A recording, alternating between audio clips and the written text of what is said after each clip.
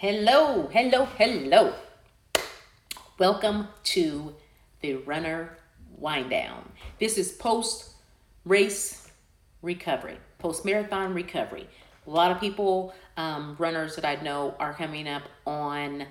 Um, it's race season. So there are marathons coming up the next week. Chicago's this weekend. I know the Marine Corps Marathon, Monumental here in Indianapolis, are all coming up. Lost the connection on Instagram. Oh, there we go. Awesome. Our call coming up very soon. So the goal for today, we're going to discuss post-marathon recovery. Before we get started, very important question. What are you sipping on tonight for the Runner Wind Down show? I have Cayman Jack Margarita. I feel pretty good because it's made with 100% blue agave nectar and real sugar. So that's what I have. I'm sipping on the wind down tonight. If you have anything, what are you drinking? Is it coffee? Is it tea? Is it wine? Is it an adult beverage? Let me know in the comments. Awesome. All right. Hey, now I got wine. Yes. Oh, you will become a runner, Sarita. Dr. Sarita, you will.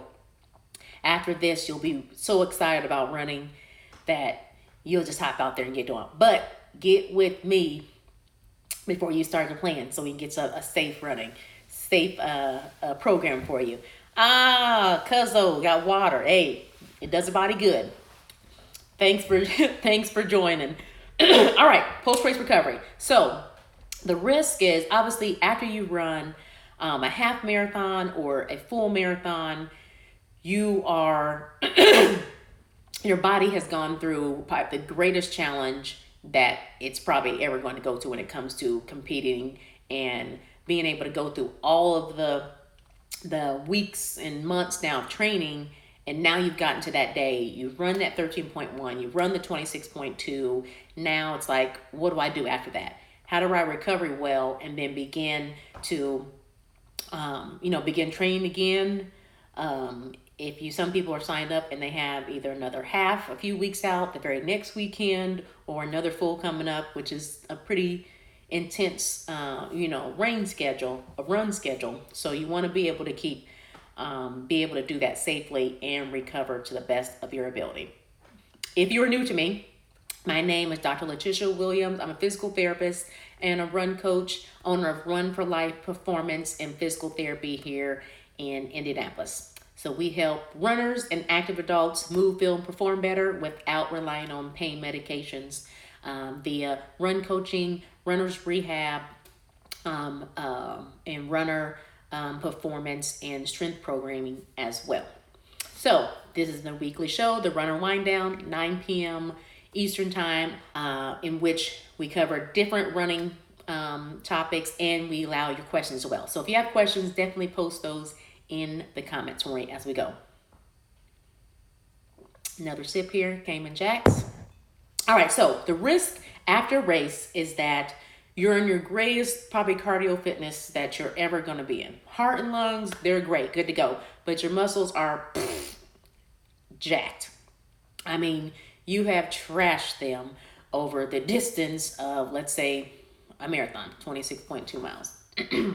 So your body might feel like crap, and your muscles, they also have to get that message that they have been broken down and they need time to build back up. And, sometimes people feel like, oh, it's 2 or 3 days after. I may feel good. Let's go ahead and go hit it hard and go back out for a long, hard, long run or, a tempo or a speed workout. Well, you run the risk of now injury occurring. And now also in the long term, your body breaking down and not being able to recover as well if you push back and go out too hard to start. So the point is, muscular damage can last up to 2 weeks or greater after a marathon. So fast running is going to be more difficult in the 2 to 3 weeks after the marathon, and you probably don't want to add some of those tempos and interval training like that, within that early time frame. So full recovery can take up to a month potentially as far as total body recovery. You may be running prior to that month, and which we'll talk about timelines for that too. But as far as full recovery, you can still be going up to a month after completing the 26.2 miles. So let's talk about the first day or two. You want to focus on promoting circulation. That could be alternating between cold and hot on different parts of your body as well. You also want to emphasize movement. So the movement is going to be short, easy walks, cross training, which is going to be like swimming or cycling, and those will be 15 to 30 minutes easy in duration. So you just don't want to just flat not do anything, but also you're not going out and pounding the pavement and putting undue stressors on your muscles that are already broken down. Excuse me. Also focus, we know, rest, food, and fluids. So as far as nutrition wise, since your muscles have been broken down, that you want to follow your normal nutrition patterns. Obviously, if you want to emphasize a little more protein, because that helps with muscle building and repair, you can focus on that as well. But well-balanced meals will be able to help you during that time as far as recovery, and obviously adequate hydration. You need that all the time, and you probably were doing some of those things even leading up to the race, so that's good. Excuse me. So there's several factors that come into play when it comes to recovery, and that could be an individual that's just trained for their first full marathon. Their recovery is going to be different than someone that maybe has done multiple marathons or multiple halves. So it's going to be individual. So the timelines here are just going to be general guidelines. So it's going to be individual to the person, what your pre-race fitness looked like. I've seen individuals that have gone out and haven't run that long, and they go and sign up for their first full marathon. And they go through that training. Obviously, that's months and months to be able to do that, but they may not have been in the best shape they could be, because it just takes a little more time for us to really get into the shape and our body to withstand the demands of increasing that mileage like that. Excuse me. So these are different general guidelines. They're individual. It could be based on your pre-race fitness, the race length, and the difficulty of the race. So you had a race that was all flat, no big deal, not no big deal, but all flat and wasn't as challenging compared to a really hilly course, then you're probably going to have a little bit different recovery just based on what your course looked like as well. Well, as we know, the DOMS, delayed onset muscle soreness. Now, that can really peak as far as your DOMS setting in, and by day 2 or 3. So you might feel still adrenaline flowing and things like that, and then day 2 or 3 is just like, boom, wow, for sure, I just ran a half or full marathon, just based on where you're at in your fitness level. So something to take note. And delayed onset muscle soreness can peak in day 2 or 3. Once again, if there's any questions, feel free to post those in the comments. I will try to answer those. If I miss them, I'll answer them afterwards, and I can add them into blog posts and everything too. So make sure you follow up. All right, awesome. So after days 5 through 7, that's when you can probably get a massage if you want to. Highly not recommend getting the massage within the first 2 to 3 days of running the marathon. It will be hurting like you don't know what already, especially when you're talking about delayed muscle, the DOM setting in at peak and at day 2 and 3. So you don't really want somebody really doing a deep tissue and really getting in there and massage, because it will make it worse. I think I did, 3 years ago, I think, when I ran a monumental half, and that was like my second half. And I was like, oh yeah, I'm all good to go. That's before I really got into what recovery looks like, for myself and for individuals as well. Oh, I'm gonna go and let's set. I got my plan together. I'm doing a massage right after the race later that afternoon. Yeah, it was a killer. The massage about took me out. I was so much more sore and clunky movement and everything else after that half, and it's because there's no way with the muscle breakdown occurs that your body can take all the deep tissue and massage like that. Now, obviously, light stretching. Um, if you can tolerate maybe a little bit with the foam roll as well, that's okay. But if you want to get massage and you want to do some other athlete recovery stuff and going to someone, then try to do that after days 5 through 7 or so. Trust me on that one. So 6 to 10 days post marathon. That's going to be easy aerobic cross training. You can do a combination of light strength and flexibility exercises at that point. And then after that time period, that when you can start beginning some of your workouts. And of course, so yes, so of course, combination of light strengthening, flexibility, and then after that time period, which you could probably do, that could be a week out at this point, if you wanted to begin some of your running workouts, and really, of course, emphasizing easy running. You want to listen to your body overall.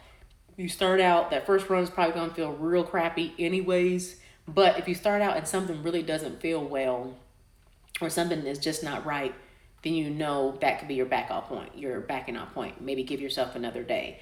Or during the time period during the marathon, if you actually sustained an injury during that time, definitely go and get that checked out so that that process of healing and recovery can all begin at the same, excuse me, all begin during the same time period, that you can get a jump on it, and don't think, oh, it's because I ran a marathon, that's what I have, X, Y, and Z. But if something that's lingering like that, then it's go ahead and get that checked out, hopefully by your trusted physical therapist. So if you have a race, some people may have a race that are very, that's coming up very soon, right after you've done a marathon. Sorry, connection keeps getting bad for some reason. I think it paused on us. So if you are running your next race very soon after you run a full marathon, we're going to do a reverse taper. And many people know that the last 2 weeks, or they set their training plan that the last 2 weeks leading up to the marathon, your taper. So 2 to 3 weeks out, you've done your long run, and then you begin the taper process, which means you're decreasing your mileage leading up to the race so that your body's working at its optimal prior to the race. So we're going to do like a reverse taper after the marathon. Excuse me. We're going to do what's called a reverse taper. So in general guidelines for the reverse taper, you're going to have 30% of your regular volume is going to be the week after. Then 60% 2 weeks after. Then 3 weeks, you can go back up to 100% of your training volume. And then at 4 weeks, you can go at 100% plus your effort workouts.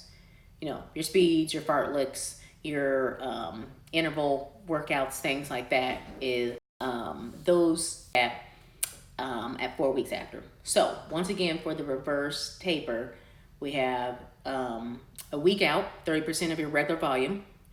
2 weeks, you go to 60%.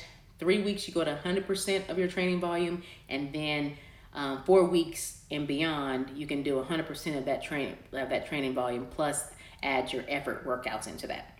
So if you have another race within that time period, or within 6 to 8 weeks from your race, then you can use that reverse taper and you could be ready within 3 weeks to race again. Now, that doesn't always happen because sometimes we have races back to back, but if you're able to do that and you're thinking about even planning for next year, or you're chasing 50 states goal, or your friends roped you into sign up for another half after you've been training for the full, and you're thinking, should I do it? What's the timing look like?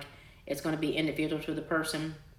But think about the guidelines for that reverse taper. And then if you have another race very close, you can use that and be ready to be up and rolling again. And it's okay not to run for a week. So people freak out like, oh, I'm gonna lose my, shape. I'm gonna lose something during that time. No, you will not lose your cardiovascular fitness during that time period. So you can not run and be okay and within that first week. Get yourself back prepared and doing it safely. Any questions for me?